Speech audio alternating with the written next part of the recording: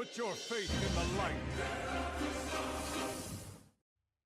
Hello guys, welcome to another one of my videos. This is Lightblade, and well, I've been playing classic hardcore, and I mean a lot of classic, and finally hit 60. So in this video I'll tell you my experience, recommendations, and if you should try it. So with that being said, let's start with the video. So, classic hardcore as a paladin. The start was very slow, like glacial slow. You can kill one dude at a time and that's pretty much it. We have no instant attack, just our good old judgment. But on the other side, we are very durable. We can self-heal and remove almost every debuff in the game. This is especially important because a lot of the early mobs like to root you or slow you in many ways. There's where things like Blessing of Freedom and Cleanse really come in handy. Not to forget, we have full immunity with our bubble and Lay on Hands that just fills our health bar. That gives us two handy oh crap buttons to live even the most dire situations. It's incredibly hard to die as a paladin, except by boredom. Yes, killing one guy at a time is very slow. While it won't kill your character, it will kill your soul. Playing a classic paladin is, I think, a test of endurance for the player more than anything. Reds is the spec that you will be playing early. I think it's the fastest way to level, carefully pulling one guy out of the clump of trash or just killing mobs that are away from others. That will be your experience doing these first levels. The good thing is that the durability part still holds firm. We can deal with anything and even have a decent uptime in combat with things like Blessing of Wisdom and Judgment of Light, keeping ourselves more in action than drinking and eating. But still, it's a slow and steady turtle approach to our golden benchmark level 42. Okay, so you have endured the painfully slow leveling, the soul-crushing one mob at a time approach. What is there at level 42 that will change this? Well, it's time for Protection AoE Grinding Overdrive. So at this level you have enough points to have Consecration plus Blessing of Sanctuary, while using Plate and having a decent level of Retribution Aura. You are now the ultimate Porcupine. You can pull packs of 5 to 8 mobs without a problem. They do have to be at your level or a bit lower, you know. Don't try to do it with mobs higher than you. Also, casters are your bane. Don't pull AoE pull mobs that are casters, you will die. But there are places that you can grind to your heart's content. Mostly what you're looking for are non-humanoid mobs that have good density, since they won't run away when low health. And most of them will just hit you and maybe apply a debuff, but you can get rid of those very easily. So now you are an AoE grinding machine, and with that comes the best thing: gold. Yeah, AoE grinding will give you a ton of it, selling everything you get from the mobs, from meats to the occasional green or blue in the auction house. Even the raw gold will add up over time. And with gold comes better gear. Almost every level I was able to buy upgrades, become more tanky, and grind even more gold and XP. At this point also your questing will become incredibly faster. Killing and collecting quests become a breeze. If I found a good spot, I sometimes just ignored questing for a while and just AoE grinded. This allowed me to be ahead of the quest difficulty, and well, that's basically how I got to 60. Now let's do a round of fast questions. Did I do elite quests? For the most part, no. Only the ones that I could solo, you know, because I think they're kind of a waste of time and a good way to get yourself killed. Most of the rewards you can get from them is outclassed by the auction house, which has pretty low prices in hardcore. After level 42, you're also just a money-making machine, so you can just buy any upgrades you can get. And you can also just grind the amount of XP the quest will give you faster than it takes to form a group for it. Did I do dungeons? So yes, I did only one dungeon, and after that I learned my lesson. I went into a dead mines and it went really badly, you know. It was all going fine, and then we had a ninja pull and a bunch of mobs appeared and like 3 people died. So yeah, after that experience I just ignored the dungeons altogether because, well, you know, the thing about classic is that there's a lot of new people coming in the game and there's other people that are not that good at the game, so a lot of things can go south really fast. So putting my safety in the hands of other 4 people is not a good idea if I want to reach level 60.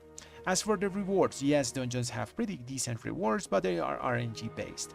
After that first dungeon, I just started to use the auction house a lot and got most of my upgrades from there. What professions did I use? So basically I just went with mining and blacksmithing. I didn't min-max this. I know a lot of people use engineering, you know, for target dummies and all those things, but this is what I normally just pick on my first paladins on a server, you know, just to make my own stuff and to get some gold from the mining, which was very handy, you know. Mining did give me a lot of gold early on, and I did do some really good gold shuffles with blacksmithing that on top of giving me some extra easy gold, it gave me my levels, you know, so I could make my own gear. So after that, secondary professions are also important. Cooking is really good because we are killing a lot of like non-humanoids after level 42, so you're going to get a lot of meat that you can cook and get really nice food buffs. After that, first aid is also really useful. While a paladin normally doesn't need it to heal itself after combat, it can save you up. For example, I was in some situations where I didn't have any mana to heal up, so I just used bubble, and I could bandage for those 12 seconds that the bubble lasted because I, like I said, didn't have any mana. So it was pretty useful there, so I leveled it up. You can also do some nice shuffles there, for example, silk cloth, and I think, yeah, from silk cloth and upwards, you can, if you make the bandages from the silk, you can actually sell it for a profit, you know. So if you find stuff in the auction house that is low, you can actually get some gold from it. Oh yeah, I forgot to mention that cooking also has that caveat. For example, the jungle stew is a food that normally costs just 1 tiger meat, and then 2 regions that are very cheap, you know, they cost copper. And people post those tiger meats like really low, you know, like 1 gold, 2 gold, and you can sell this for 6 gold. So you make a profit of, not gold, silver. So you can make a profit of 4 silver per tiger meat that you get in the auction house at a really low price. And yeah, I made my gold from a lot of shuffles and a lot of things using professions. So they are quite important if you are going to do classic. Consumables, did I use them? Yes, I used a ton of them. You know, people complain a lot that classic characters are weak, but that's because they're playing without the consumables. Consumables just make your character very overpowered, you know. I never left the city without a few elixirs of strength, elixirs of troll blood, food, sharpening stones, whatever scrolls I could find for cheap, you know, stamina, int, spirit, agility, all those things add up. Also a stack of 10 health potions. You never know when those are going to come in handy. On top of that, I try to always get my things enchanted with whatever I could, you know. Armor kits are pretty useful. They give you just armor, you know, but that actually adds up, especially early on when your armor is low. It can give you like around 5% damage reduction to physical attacks if you get all the armor kits on all the slots. There's also a lot of people that are handing out enchantments out there, you know, so just get the mats and make the thing for free so you get some extra stats. You know, all those little things, like I said, add up and make your character a lot stronger for when you need to survive in hardcore classic.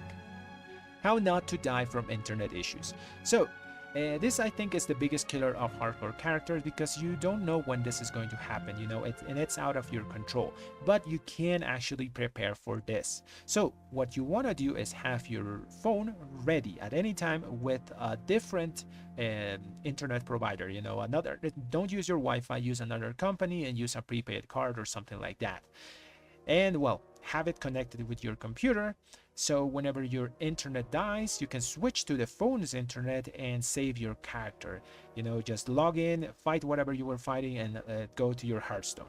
This actually saved my character. I was fighting in Felwood, some of those 4 blocks, you know, AoE grinding them, and my internet died. So luckily I had my phone connected. I just swapped. It took like 10 seconds. I was on the brink of death, but I could lay on hands and get my character out of there. So yeah, use this if you really care about your hardcore character, because it really sucks if you die by something that you can't control, like disconnects. And finally, do I recommend you to play classic hardcore?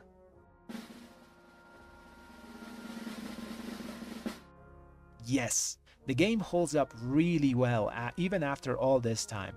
While the combat might be a bit slow, you know, compared to retail, the RPG elements is what make this a great game. Having to use all those little things, you know, food, first aid, professions to become stronger, all those little consumables to give you that extra edge is very fun. Every upgrade means a lot and it's very satisfying to get. Also, it's a great time to give it a go since retail doesn't really have much content going on at the moment. And well guys, that's going to be the video for today. For me, Classic ends here. I feel that Classic is the leveling journey, all the hardships up to level 60, and not much its end game. So I hope you guys enjoyed this video, and if you did, leave a like on it and subscribe to the channel. Thanks for watching everyone.